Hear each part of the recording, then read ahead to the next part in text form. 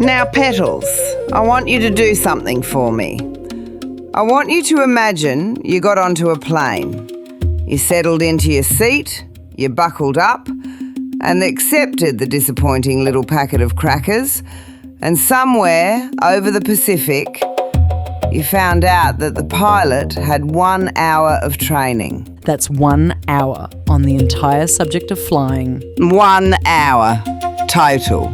If you're sitting there going, what the fuck you on about, Georgie? 1 hour pilot? Then that means yous need to go back and watch our last Intel drops. In this unfortunately accurate analogy, the pilot is not a pilot. It's your doctor. And in the first part, we told you that your GP only gets an hour of training on perimenopause, but we didn't tell yous why. Because if we had have told yous why, you'd have wanted to throw your mug of tea at the wall and Googled how to sue a curriculum. So let's ruin your evening properly. First of all, let's be precise with our evening ruining. To clarify, the 1 hour figure is not a universal curriculum mandate.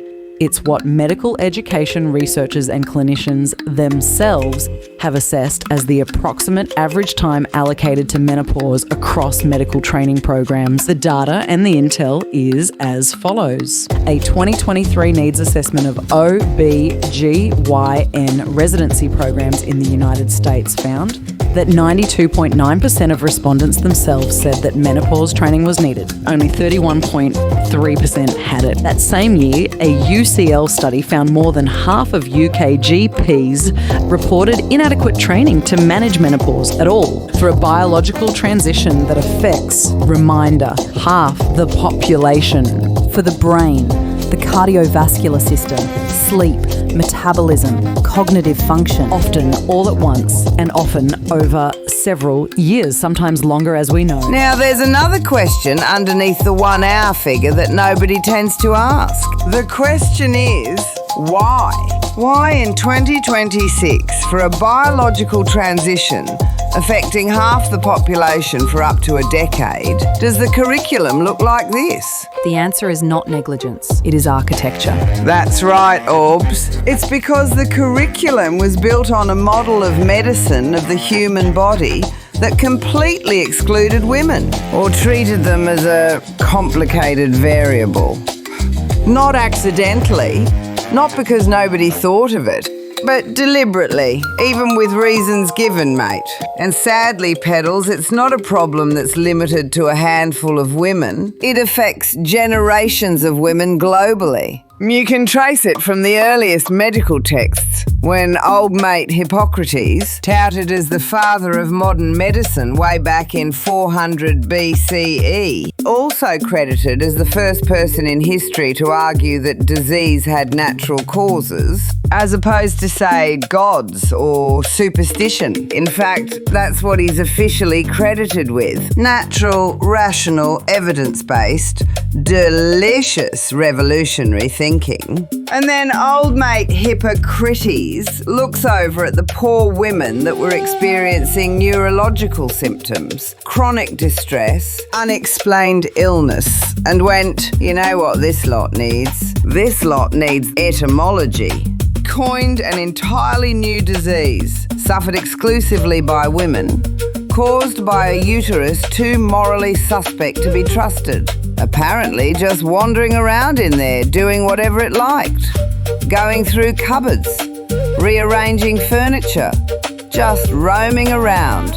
until it decided to settle down and spit out a baby, which tells you everything you need to know about how seriously they were taking the investigations into women's health at the time. Yes, Georgie Porge. And it also tells us that very framework that located women's pain inside the woman, rather than inside the system observing her, did not retire with the DSM words usage of hysteria in 1980. It rebranded, and the women who inherited it went looking for answers somewhere. The framework couldn't follow them, but we can, and we have, as it's moved out of textbooks and into comment sections, online forums, threads, and late night searches that start with, "Is it normal to?" and 3 hours later with, "What's happening to me?" And when you zoom out on this very dark half of the jungle, what you're looking at is not just widespread mass confusion in the wee early hours of the morning. It's a repeatable clinical pattern. Women presenting for medical intervention with physical symptoms that are neurological, hormonal, or inflammatory, being systematically rerouted for psychological explanations. And the outcomes are measurable. That's right, Georgie Porge. And importantly, they've actually been measured. This is not hyperbole or ranty commentary.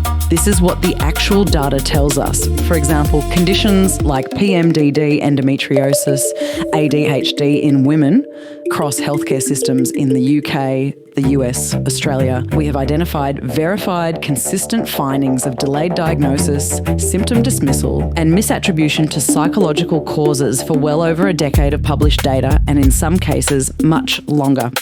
Let's zoom in on PMDD for a hot minute, Orbs. For those who don't know, premenstrual dysphoric disorder is not just bad PMS. Premenstrual dysphoric disorder is a neuroendocrine sensitivity to normal hormonal fluctuations with life-affecting and debilitating symptoms for women, which often shows up with perimenopause and is much more prevalent for neurodivergent women, by the way. Takes an average of how many years to diagnose, Orbs? According to our aggregated forensic data analysis, 12 to 20 years from first symptoms, sadly, and that's if they're lucky enough not to be misdiagnosed with a personality or anxiety disorder too. Yep, decades of suffering on the real kick in the teeth. Sensitivity becomes significantly more unstable during perimenopause, when estrogen and progesterone stop following predictable patterns and begin fluctuating erratically. Which matters why, Orbs? Because those hormones directly regulate neurotransmitter systems, serotonin, dopamine, GABA, the same systems that underpin attention, emotional regulation, sensory processing, and are already dysregulated in ADHD and autistic nervous systems. So what you see in clinical reality is a convergence, not an ill-fitting box to tick that is based on a 20 to 30-year-old white man as the medical baseline. Guess that's why they call it the blues, huh? Yeah, nah, pedals. That's not the blues. That's a neuroendocrine system responding predictably to a hormonal environment it was never designed to tolerate without support. And being charged a decade of her life for the privilege of eventually being told so. And that's not a worst case scenario. That's the fucking average. 12 to 20 years from first symptoms to correct diagnosis, tracking women treated for anxiety, depression, and mood disorders before the hormonal pattern was ever considered. Why? Because women are still medically held to a normative standard that has been tailored to white males aged 20 to 30 for literal decades and for generations of girls and women. And just what do we mean by that, Georgie Porge? Some of your historical context, if you'd be so kind. All right. Yeah, now, normally, this is where I'd take you on a lovely little historical walking tour, yeah? Little bit of Hippocrates, little bit of wandering womb, bit of women be emotional carved into a bloody stone tablet somewhere. You don't actually need me to take you back 2,000 years to prove the pattern, because the pattern never left. E.V.E, initiate data directive protocol. 起動とデータ集約シーケンス。シグマ079開始。特別エージェントジョージ・フォックスグローブオーブリー・ルージュ認証完了 Initiating E.V.E. Directive Protocol Beginning Data Aggregation Sequence. As we can see in this stunning visualization, it just moved into comment threads, subreddits, late-night searches, and social media. The jungle that holds vast chambers of unmapped data, not because the data isn't there, but because it isn't being captured, structured, or recognised as evidence within the system itself. Which means what you're looking at here is not absence, it's overflow. That's right, OBS. Let's not call this anecdotal anymore. This is your clinical treatment gap. Yes, Georgie, this is more than just ranty social media posts. This is a forensic audit of patient-reported experience collected across multiple digital and social media platforms as aggregate data analysis, spanning 2015 to 2026, over 1 million posts, analysed at scale, clustered by symptom, tracked over time, reach in the tens to hundreds of millions without being consistently captured within formal clinical data sets. And this is what the data set looks like, based on our forensic audit of women's own experiences over the last 10 or so years. 3 numbers, and they only make sense together. 75% of women delay or avoid seeking care because the system is difficult to navigate, rigid, outdated, inaccessible. 40%, Georgie, are prescribed psychiatric medication without any investigation into the underlying cause, and only 25% of women with menopausal symptoms receive targeted clinical treatment. What you're looking at is not a highlight reel. It's the everyday experience for the majority of women. That's right, Georgie. Our survey data and aggregated analysis across multiple data sets suggests that around 93% of women report feeling dismissed when seeking care, 71% report loss of trust in the system, and 73% end up researching their own condition before receiving an accurate diagnosis.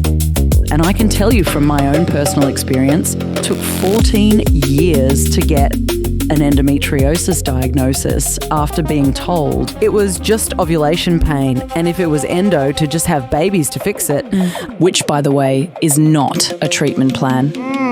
Terrible. Hello, wandering womb, anyone? Exactly what I was going to say, Orbs. The irony is tragic and hardly missable. Standard of care, hey? Yeah, and it becomes a standard of care that people walk past when women's bodies are not treated as a primary reference point in the first place, and has done so now as the accepted standard for every woman's lifetime experience.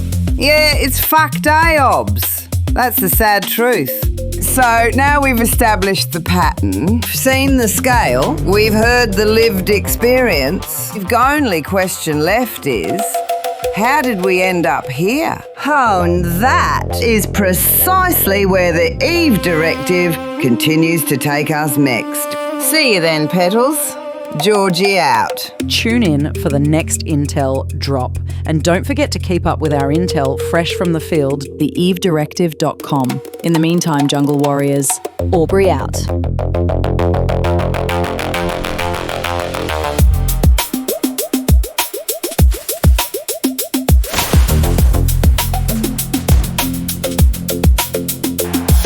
And there it is, Gary. Absolute clinical masterclass in not listening.